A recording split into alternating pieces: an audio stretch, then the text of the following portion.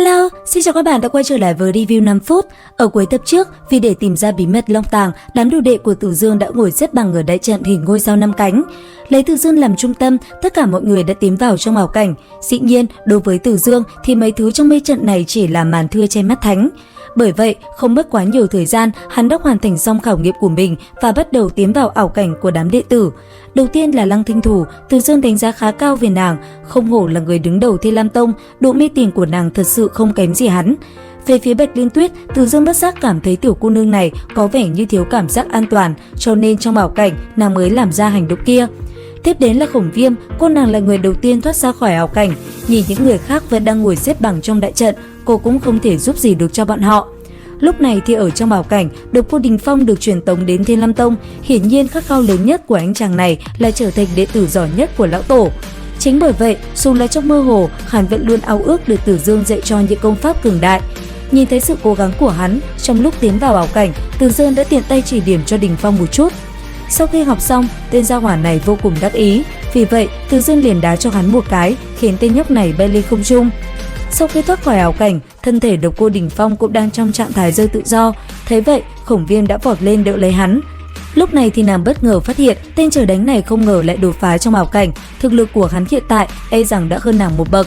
Về phía Tuệ Tâm, lúc này anh ấy lại không được may mắn như vậy, vì tiểu hòa thượng dường như đang chìm vào một cơn ác mộng.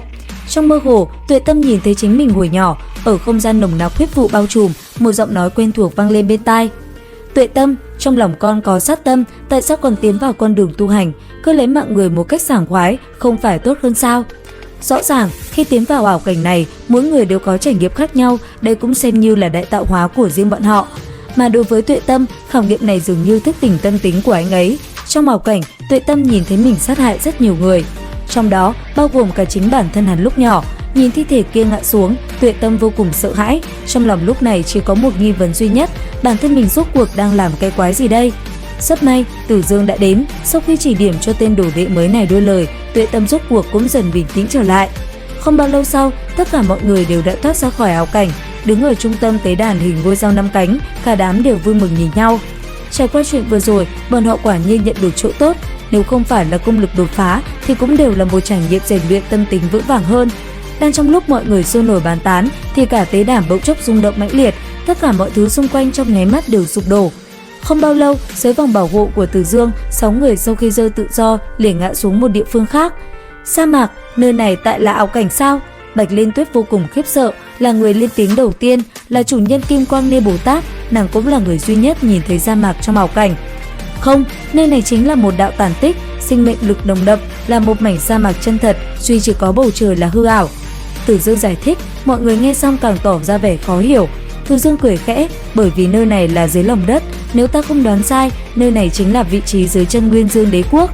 Nơi này lại có không gian ngầm to lớn nghịch thiên bậc này tồn tại, e rằng sẽ dẫn dắt chúng ta đến bản thể của Long Tàng.